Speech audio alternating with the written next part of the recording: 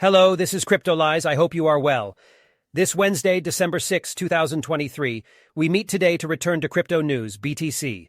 And yes, yesterday we pushed hard. We will explain why, and it will start right away.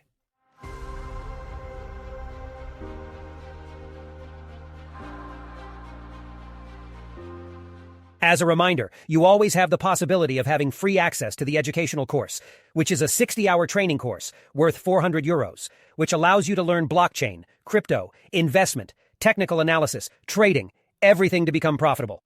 Through 130 videos, 400 pages of guides, quizzes to find out where you are in your progress, and all for free. To have access to this lifelong training, simply use the platform of one of our partners. Everything is explained in the comments and descriptions. We will start with Coinbase, which announced the launch of monetary transfers through WhatsApp, TikTok, and Instagram, in which we can send a link. And in this link directly we can recover the funds, so it is a notion of claim. So it is a link in which I will collect funds which will be allocated directly to my Coinbase wallet. If I don't have a Coinbase wallet, I have to create one directly, and I can recover the funds. All without transaction fees, and what is interesting is that this announcement comes shortly after the announcement of the license obtained by Musk, in particular for Twitter, precisely for monetary exchange. And that is interesting to see that is not going to be the only player to be able to offer this, and Coinbase is already taking the lead and decides to position itself in this way, namely that Twitter will necessarily have its own means of payment. It will not go looking for WhatsApp, TikTok, and Instagram. As a reminder, Twitter has a vocation to become a super app, therefore to include absolutely everything you need to avoid changing applications. And here we have Coinbase, which goes precisely in the opposite direction, in the sense that it puts provision of other applications directly the ability to be able to send and receive funds.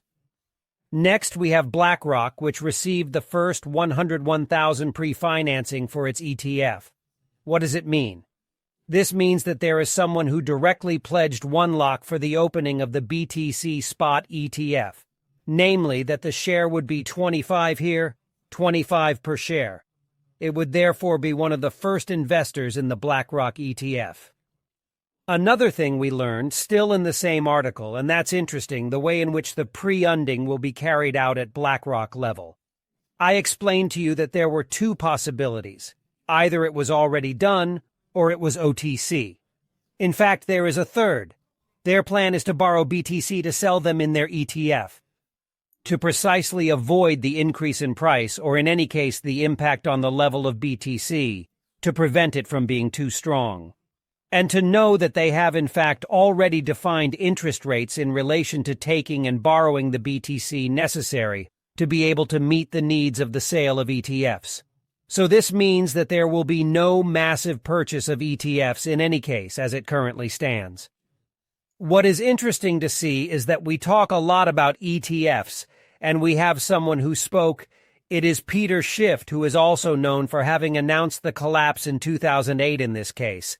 And it's someone who is not basically pro-Bitcoin. He had Bitcoin, and officially his Bitcoin address did not recognize his password. Well, he doesn't mean he lost his password. So it's interesting to already see the character himself. But suddenly he explains that it is a surge which is purely speculative, which was pushed by the surge in gold, and that behind it is BTC directly gold. He thinks no. There is a journalist who called and described BTC as digital gold on a channel like CNBC, which is not nothing, and for him it is totally false. That in reality there is no digital gold, just modern digital versions of fool's gold. So here it is, to explain to you a little bit its position on BTC. And what is interesting to see is that from one day to the next, we still have 2 types of news which are totally opposed, diametrically opposed. This is why we have to be very careful when we actually have these phases of manipulation in which we will have 2 totally opposite images which will confront each other, especially when we have accelerations as we were able to experience yesterday and the day before once again. So the more we accelerate upwards, the more we will in fact have this duality, which will be put in place at the level of the media, where we will be treated as crazy and at the same time we will deal with genius. So we will systematically have both. So we're going to come back to a little graph which was proposed by the rational route.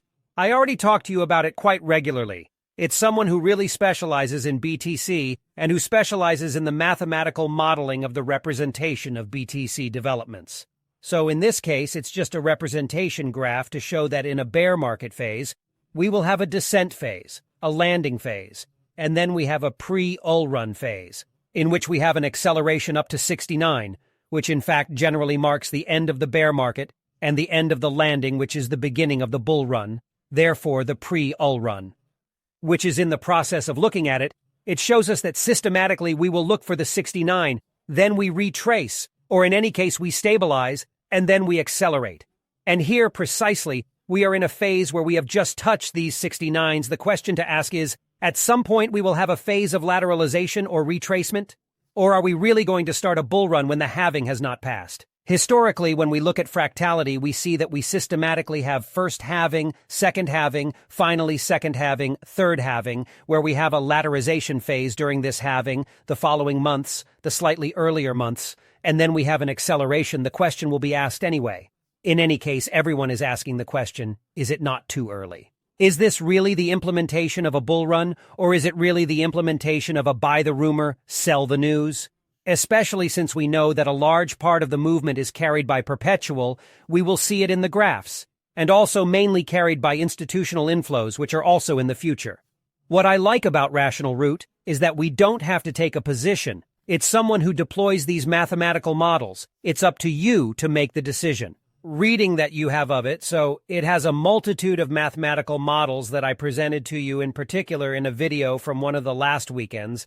I don't remember, I think it was 3, 4, 5, 6 ago, perhaps even a few more weekends in which we returned to our theory on the fact that, in fact, the lack of liquidity on BTC would give a much more impulsive and erratic movement to BTC compared to the different cycles in any case. It's interesting, and I invite you to really follow him on Twitter. Next to that, we have the macroeconomy, in which we are not going to hide that we have rather good figures.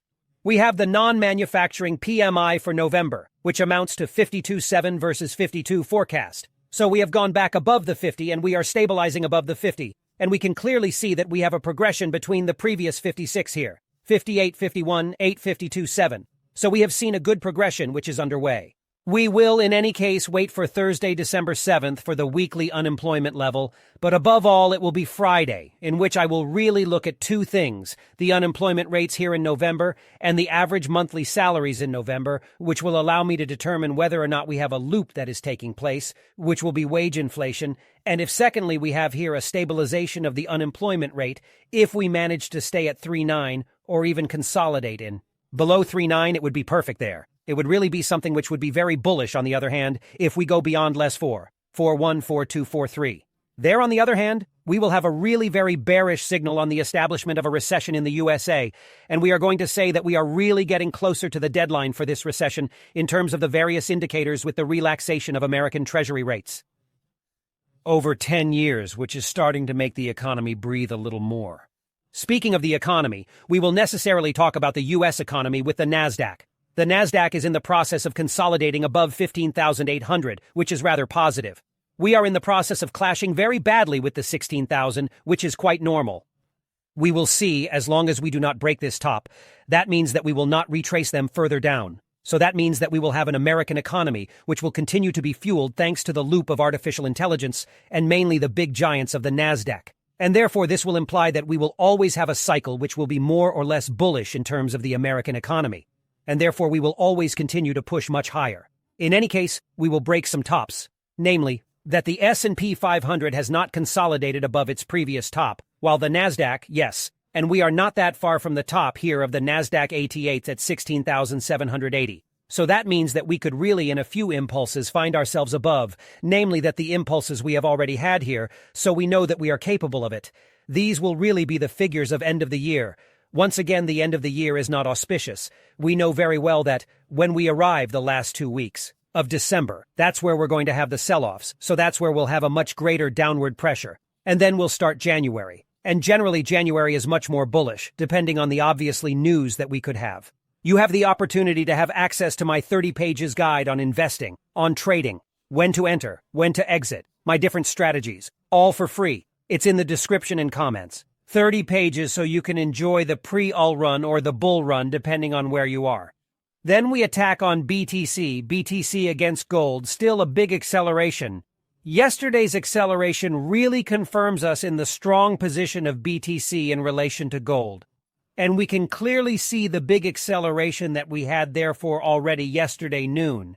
And then we attacked in the afternoon. We see a nice acceleration before stabilizing in the range between 44 and 45 for a breather, which is rather classic at the level of the CME. When we zoom in a little bit, we find ourselves at the level of the 1-1 objective in which we breathe above. We are in the process of consolidating, and what is interesting to see is it's that when we take a step back and we have the objectives that we talked about yesterday, which is for me the objective above which would already be the next one, the 48,000 at the level of this objective of 0,618 of the total bear market movement for a retracement, and then the 1,618 objective, which is the 51,000, 52,000 of the bullish extension that we know, which are for me the two important objectives, and which will certainly be the following for me, even if we have arrived in a classic delay zone.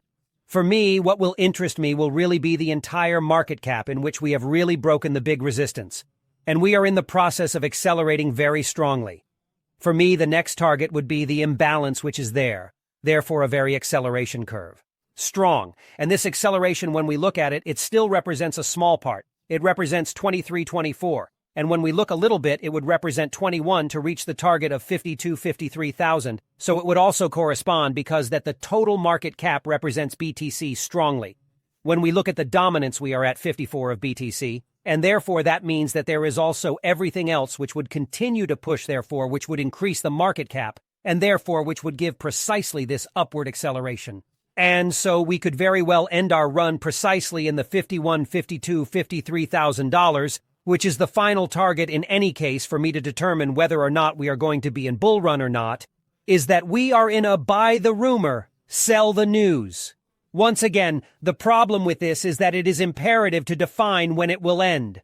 It's very simple. It will be when there is the announcement of the validation of the ETFs. That will be where we will seal the news. As long as we don't have that, as long as we don't have a date, unfortunately it won't happen.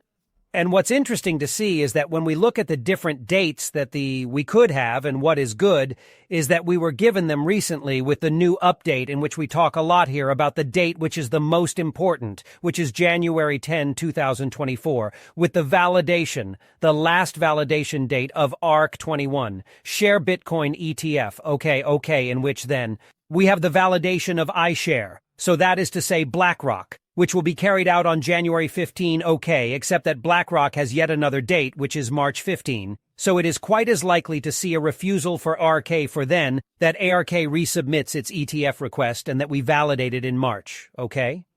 It is not because we have one here which is present in January that it will necessarily be validated in January. When I say QON 2024, QON 2024 goes until the end of March. So for me, we have to take into consideration that we can continue to push for as long as planned, okay? As long as there is no ETF validation, or in any case a total refusal, and I'm not even sure that ARK's refusal will trigger a sell-off, everyone is looking at BlackRock. So for me, we are really in a QON, which will be very, very important for BTC, and that is why I can tell you that we can continue to push upwards, especially since we always have shorters positioning themselves. The upward acceleration that we experienced yesterday was quite strong and pushed mainly once again by a short squeeze. We see that we liquidated $100 million in shorts mainly. In shorts, 63.65 of short, despite the accelerations that we experienced with the deceleration. So we still had something that was quite volatile, despite that we are still mostly liquidating. Shorts, which are rather classic, what is interesting to see is that in terms of dominance we will move slowly and tenderly towards our goal of the 60. And there we will be able to ask ourselves the question, are we going to return in an alt season? And this is where we will in fact have responses and a transit of liquid.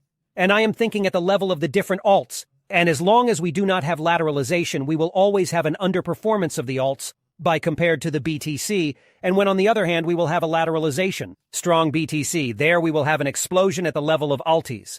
And that is where it will be really very, very interesting. In terms of BTC, just the last thing I wanted to talk to you about is that I remind you that the current movement is strongly driven by perpetuals, or even only by perpetuals. When we look at the CVD spot here, it is not at all aggressive. The spot is totally flat. On the other hand, the perpetual is very, very aggressive. So that means that we market a lot, to leverage this bullish acceleration. and that's why I'm telling you that it's a movement that is purely speculative, fueled by a set of news and rumors. That's why you must always be very careful to your positions and lock in your gains as you go up. For example, your top loss if you are ever leveraged, so as to be able to secure maximum gains if the market ever turns around, and to prepare in all cases your spot strategy. I hope you liked this video. If so, don't forget to leave me a like and a comment. It supports the work that I always do, and above all, it makes me very happy. And we meet at 13:30 to talk about FIL. I invite you to vote in the comments for the next crypto that will be analyzed. You have the choice between CODI, CQT, CRV, Flow, DCR, Dusk, Osmo, Qtum, TRB, ZIL, FET, STX, RSR, Pundle, Metis, Link. Link? Yes, no Link. We will remove it in any case. I will treat it. I already treated it not long ago, and I will reprocess it in a short time either. So we are removing links, so suggest in comments, and if you ever have others, don't hesitate to suggest them. It's for today, and I will certainly spread it out at the end of this week and next week, and we'll meet at 13:30 to talk about FIL.